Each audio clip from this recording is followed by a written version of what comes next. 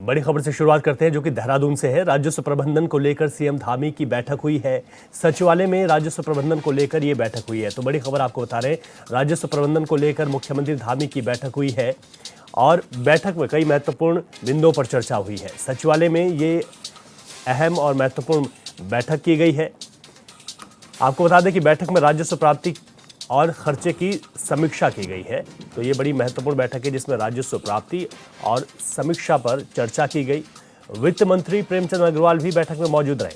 प्रमुख सचिव सेक्रेटरी वित्त भी यहां पर मौजूद रहे। अनावश्यक खर्चों पर रोक लगाने के लिए उठाया जाएगा ठोस कदम। तो इस बैठक का सबसे महत्वपूर्ण बिंदु ये रहा कि प्रदेश में अनावश्यक खर्चों को कैसे कम किया जा सके, इस पर सरकार काम करेगी।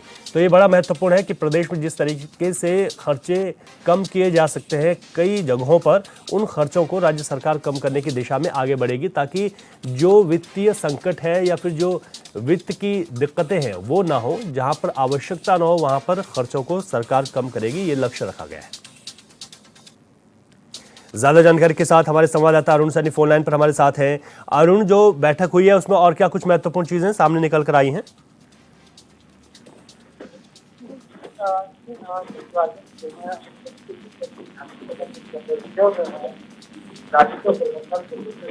जी अरुण, आपकी आवाज अभी ठीक ढंग से नहीं पहुंच पा रही है, दोबारा संपर्क करते हैं आपसे। तो आपको बता दें कि वित्त मंत्री प्रेमचंद अग्रवाल भी इस बैठक में मौजूद रहे हैं और इस बैठक का जो महत्वपूर्ण बिंदु है वो ये है कि राज्य में अनावश्यक खर्चों को कम किया जा सके। तो ये महत्वपूर्ण बैठक सचिवालय में हुई है। अनावश्यक खर्चों पर रोक लगाने के लिए कदम उठाए जाएंगे। मुख्यमंत्री की अध्यक्षता में राजस्व प्राप्ति और खर्चों को लेकर भी इसमें महत्वपूर्ण चर्चा हुई है। तो ये बड़ी खबर आपको बता रहे हैं, सचिवालय में सीएम धामी की अध्यक्षता में ये अहम बैठक हुई है जिसमें वित्त मंत्री और वित्त सेक्रेटरी भी मौजूद रहे। चलिए आगे बढ़ते हैं। मुख्यमंत्री पुष्कर सिंह धामी के नेतृत्व में राज्य में कानून व्यवस्था को सुदृढ़ बनाने के लिए लगातार कोशिश की जा रही है। सोशल मीडिया पर होटल और ढाबों जैसे व्यावसायिक संस्थानों में खाद्य पदार्थों में थूकने की घटनाओं का संज्ञान लेते हुए सीएम ने सख्त कार्रवाई के निर्देश दिए हैं, जिसके बाद पुलिस महानिदेशक अभिनव कुमार ने भी ऐसे मामलों पर सख्त कार्रवाई करने का आदेश दिया है। इस संबंध में बीजेपी के मीडिया प्रभारी मनवीर सिंह चौहान का कहना है कि प्रदेश में कोई भी अप्रिय घटना और अराजक तत्वों पर सरकार की पैनी नजर है। सीएम धामी प्रदेश के हित में लगातार काम कर रहे हैं।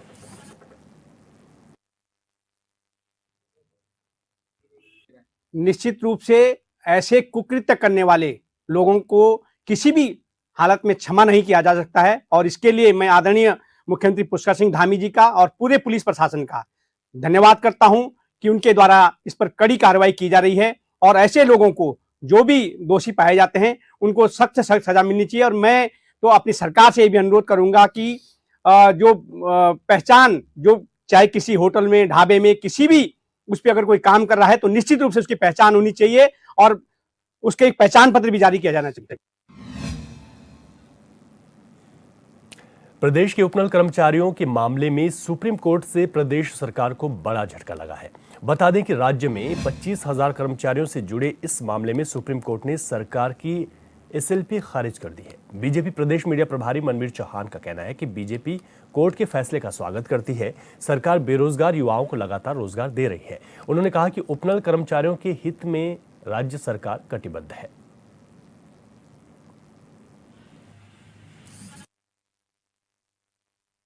न्यायालय का जो भी फैसला होता है उसको हर कोई सम्मान करता है और सम्मान करना भी चाहिए और हम भी इसका स्वागत करते हैं।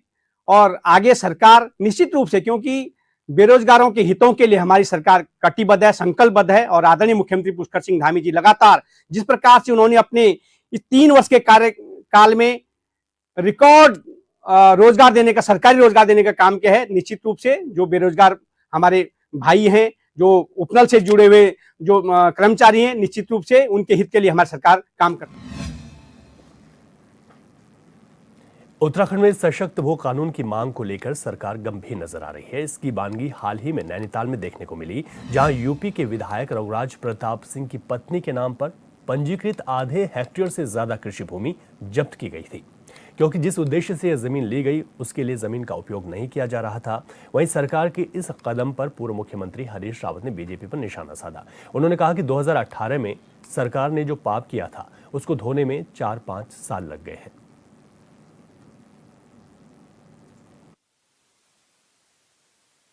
इसको लेकर? यदि आ रहे हैं तो मैं कहूँगा देर कर दी हजूर आते आते, और ये तो तुम्हारा ही पाप था। 2018 में जो महापाप तुम्हारी सरकार ने किया था उसको धोने में आपको 4-5 साल लग गए, और अब अभी जितना विलम्ब करोगे उतना वो पाप आपके सर पर भी चढ़ता जाएगा। इसलिए जल्दी धो उस पाप को, जल्दी एक अच्छा भू कानून लाओ, और वो भू कानून व्यापक होना चाहिए। ऐसा नहीं है कि केवल जमीनों की खरीद से ही संबंध है, उसका संबंध भू सुधार से और दूसरी चीज़ों से भी, भू उपयोग से, उसके अलग अलग जो पहलू। केदारनाथ विधानसभा उपचुनाव के लिए तारीखों का ऐलान हो चुका है। 20 नवंबर को केदारनाथ में मतदान होना है और 23 नवंबर को मतगणना। वहीं उपचुनाव को लेकर बीजेपी और कांग्रेस दोनों ही दलों ने तैयारियां शुरू कर दी। इस संबंध में कांग्रेस प्रदेश महामंत्री नवीन जोशी का कहना है कि कांग्रेस पूरी मजबूती के साथ केदारनाथ चुनाव लड़ेगी, क्योंकि आपदा में जिस तरह से बीजेपी के मंत्री नदारद थे और चुनाव के लिए एक साथ 5 मंत्रियों की तैनाती केदारनाथ में की गई, साथ ही सीएम ने जिस तरह से लोक लुभावनी घोषणाएं केदारनाथ के लिए की हैं, वो केदारनाथ की जनता जानती है। वहां की जनता कांग्रेस के साथ है और इस उपचुनाव में बीजेपी का सुपड़ा साफ होने जा रहा है।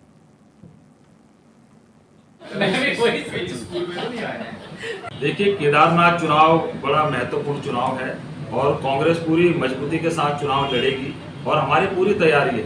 हमारे जो कांग्रेस के कार्यकर्ता हैं वो जनता से संवाद स्थापित कर रहे हैं, लोगों के पास जा रहे हैं। पिछले काफ़ी समय से हम केदारनाथ चुनाव की तैयारी कर रहे हैं और भारतीय जनता पार्टी ने तो जब केदारनाथ में आपदा आई थी वहाँ पे उनका एक भी नेता वहाँ पे नहीं गया, और चुनाव की जैसे कि घोषणा होने वाली थी उन्होंने 5-5 मंत्रियों की ड्यूटी केदारनाथ के अंदर लगा दी और दुनिया भर की लोक लुभावनी घोषणाएं मुख्यमंत्री जी द्वारा की गई। ये घोषणा उन्होंने तब नहीं करी जब केदारनाथ के अंदर आपदा आई। ये प्रदेश की पूरी जनता देख रही है और समझ रही है कि चुनाव में लाभ लेने के लिए आप इस प्रकार की घोषणा कर रहे हैं। कांग्रेस चुनाव के लिए पूरी तैयार है। कांग्रेस ने अपने वहां पे पर्यवेक्षक भी भेजे हैं। पर्यवेक्षकों की रिपोर्ट आएगी, जो जीतने वाला कैंडिडेट होगा निश्चित तौर से पार्टी उसको चुनाव। रुड़की में नकली दवाइयों की बिक्री की शिकायतें मिलने पर ड्रग इंस्पेक्टर अनीता भारती ने कई मेडिकल दुकानों पर छापेमारी की है। हालांकि छापेमारी के दौरान प्रतिबंधित दवाइयां तो नहीं मिली, लेकिन मेडिकल स्टोरों में कई खामियां पाई गई, जिन पर कड़ी कार्रवाई करते हुए कुछ दुकानों पर ताले लगाए गए हैं। वहीं ड्रग इंस्पेक्टर ने चेतावनी दी है कि अगर कोई भी स्टोर संचालक नियमों का उल्लंघन करेगा तो उसके खिलाफ कड़ी कार्रवाई की जाएगी।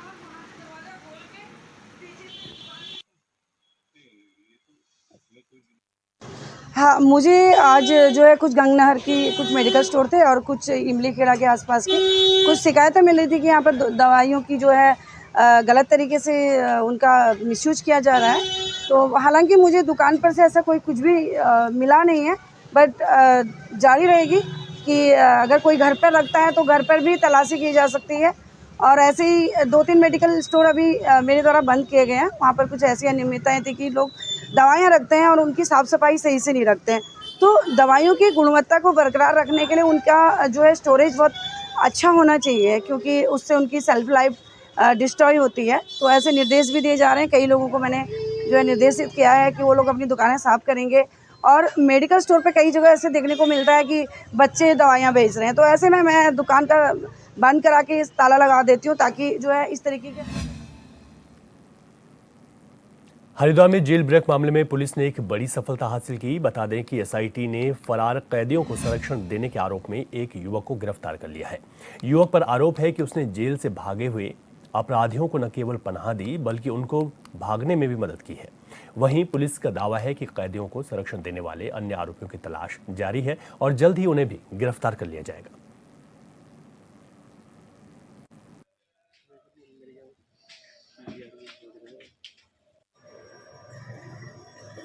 फरार 2 अभियुक्त पंकज और रामकुमार, इनको प्रश्रय देने और इनको यहाँ से पलायन करने के जुर्म में आज सुनील पुत्र बालेश, जिनके द्वारा इनको एक पैसे भी दिया गया, साथ में इनको जो कपड़े वगैरह भी मुहैया कराए गए थे और उनको यहाँ से पलायन करने में, इनको यहाँ से बाहर भेजने में इनकी हेल्प भी की गई थी। यह जानते हुए कि ये अभियुक्त जेल से फरार हैं और पुलिस को इनकी तलाश है, इसके बावजूद इनके द्वारा ये जो कृत्य है इसमें आज इनको न्यायिक अभिरक्षा में जेल भेजा जा रहा है। साथ में अन्य अभियुक्तों को भी हम लोग आइडेंटिफाई कर रहे हैं, जिनके द्वारा इनको मदद दी गई या इनको यहाँ से पलायन करने में मदद की गई। उत्तराखंड रोडवेज कर्मचारी संयुक्त परिषद लंबे समय से मांग कर रहा है कि राज्य में जिन रूटों में रोडवेज बसों का संचालन होता है उन रूटों पर प्राइवेट बसों को परमिट न दिया जाए। इसी को लेकर संघ के कर्मचारियों ने आरटीओ कार्यालय देहरादून में धरना प्रदर्शन किया। इस दौरान उन्होंने सरकार और आरटीओ के खिलाफ जमकर नारेबाजी की है। संघ के कर्मचारियों का कहना है कि हम प्राइवेटाइजेशन के खिलाफ नहीं हैं, पर सरकार भीड़ भाड़ वाले इलाकों में प्राइवेट बसों का संचालन कर रही है और जिन रूटों पर यात्री नहीं है वहां रोडवेज बसों का संचालन कर रही है। कर्मचारियों ने जल्द मांगे पूरी न होने पर सड़कों पर उतरने की चेतावनी भी दी। जहाँ से उद्योग में आप नहीं कर सकते हो, बड़ी बड़ी कंपनियां बनवाओ, उसमें तो ठीक है। प्रदेश की जनता का हित जहाँ से जुड़ा हुआ, जहाँ उनकी सुविधाएं जुड़ी हुई हैं, यह आंदोलन केवल कर्मचारी कर रहे हैं। यह केवल कर्मचारियों की बात नहीं है, यह बात पूरे प्रदेश की जनता की है। आप खुद देख रहे हैं सिटी बसों में किस तरह से भीड़ होती है, कितनी व्यवस्था है, इतनी जगहों पे 10-10 सेंटीमीटर में लोगों को बिठाया जाता है। ऐसे ही प्राइवेट बसों में क्या हाल है, उनका जो है उनमें कितनी सुविधाएं हैं आपके पास। रोडवेज कुल मिलाकर के एक अच्छी व्यवस्था है और इससे कर्मचारियों को न सिर्फ रोजगार मिलता है, प्रदेश की जनता को भी सुविधा प्रदान करती है। उन रूटों पर भी रोडवेज को चलाया जाता है जहाँ पे कहीं एक भी सवारी नहीं मिलती है, वहाँ पे क्यों रोडवेज को चलाया जाता है? वहाँ प्राइवेट के क्यों नहीं जाते हैं लोग? प्राइवेट वहाँ भी जाए ना, वहाँ भी प्राइवेट को परमिट दो ना, क्यों नहीं वहाँ परमिट दे रहे हो आप उनको? हरिद्वार में त्योहारों के सीजन को लेकर मिलावटखोरों से निपटने के लिए खाद्य सुरक्षा विभाग और पुलिस अलर्ट हो गई है। बता दें कि खाद्य सुरक्षा विभाग और पुलिस ने मिलावटी पनीर की शिकायत पर नई बस्ती स्थित एक दुकान में छापेमारी की। इस दौरान टीम ने 10 कुंटल पनीर बरामद किया, साथ ही पनीर के कुछ सैंपल जांच के लिए लैब भेज दिए हैं। मौके पर टीम ने संचालक को साफ सफाई पर ध्यान देने की भी कड़ी चेतावनी दी है।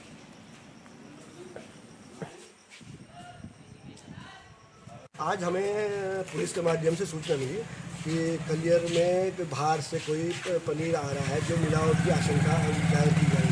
तो पुलिस की सूचना के आधार पर हमारे फूड सेफ्टी ऑफिसर रुड़की और मैं स्वयं मौके में आया हूँ और मौके पे हम पे जो गाड़ी से जो पनीर सप्लाई किया जा रहा था उसमें से और जो इनकी डेयरी यहाँ पे डेयरी है जहाँ जिसके माध्यम से सप्लाई करते हैं उन दोनों जगह से हमने जाँच के लिए सैंपल लिए हैं और जो भी सैंपल में इस पर रिपोर्ट आएगी, रिपोर्ट के आधार पर हम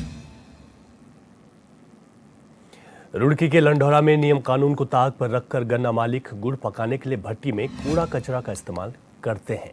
ऐसे में पर्यावरण के दूषित होने से स्थानीय लोगों को भी समस्या हो रही है। स्थानीय लोगों का कहना है कि कूड़ा कचरे का इस्तेमाल करने से उन्हें बीमारी का डर सता रहा है। लोगों ने चेतावनी दी है कि अगर जल्द ऐसे लोगों पर कार्रवाई नहीं हुई तो वो आंदोलन करेंगे।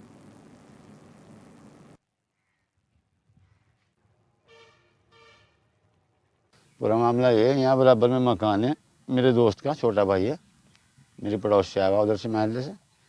इसने मुझे शिकायत दी थी ये कचरा पड़ा यहाँ। हमने प्लॉट मालिक को बुलाया, वो बोला मुझे नहीं जानकारी, यहाँ सबसे मालूम बोला कोई बताने को तैयार नहीं है। अब यहाँ आए तो बैठा नहीं जा रहा, फिर शमशाद भाई से मिले, इसकी शिकायत भी करी और भी उधर पड़ा पल्ली साइड में। कहाँ से ये कचरा आ रहा है, किस चीज़ के लिए रखा गया? ये चरखी में जा रहा है, यहाँ से चल रहा है और सर जितनी चरखियाँ सभी चरखियों में चल रहा है, टोटल चरखी में। अभी पीछे 2-3 दिन पहले एक चरखी पे छापा पड़ा तो अब रात में फूंक रहे, दिन में फूंकना बंद कर दिया, रात में उठा के फूंक रहे। आपका कहाँ से हैं आप? मेरा नाम शमशाद है जी। मेरा यहाँ मकान बना हुआ है कॉलोनी में ईदगाह के पास। यहाँ पे जो इन्होंने कचरा डाल रखा है, ये पता नहीं किसने, कि हमने पता भी करा महल्ले में, कहने भाई किसने कचरा डाला, तो ये किसने हमें बताया नहीं। कहने भाई किसने डाल रखा है, यहाँ रात को आते हैं डाल के चले जाते हैं, फिर यहाँ से जो है कभी ले जाते हैं, रात को लेके जाते हैं, चरखी वरखी में जो है जलते हैं। हमारे बच्चे बीमार हो रहे हैं सर, इस पर कोई कानून जो है कार्रवाई जो है होनी चाहिए। जो है हमारे बच्चे बहुत परेशान हैं, हमें रात को नींद में नहीं आती है यहाँ पर। और यहाँ रुकेंगे एक छोटे से ब्रेक के लिए, खबरें जारी हैं।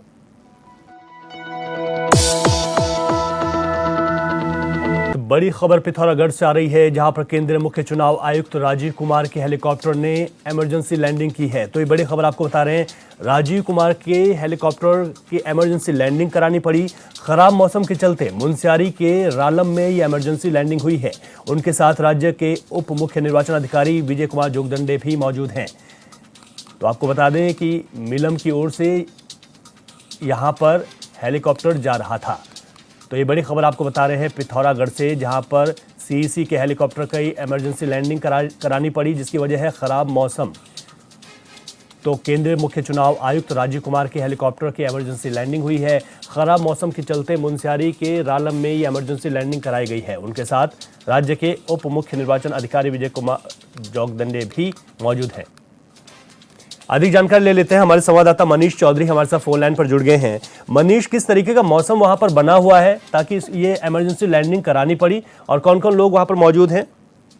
जी रवि जी, मैं आपको बताना चाहूंगा कि ये मुख्य चुनाव आयुक्त, केंद्रीय मुख्य चुनाव आयुक्त राजीव कुमार जी और हमारे राज्य के उप मुख्य निर्वाचन अधिकारी विजय कुमार जोगदंडे जी आज हेलीकॉप्टर के से मिलम ग्लेशियर की ओर जा रहे थे। वहां वो ट्रैकिंग करने वाले थे, लेकिन रालम में मौसम खराब होने की वजह से वो आगे नहीं जा पाए, जिस वजह से उनको रालम में ही इमरजेंसी लैंडिंग करनी पड़ी।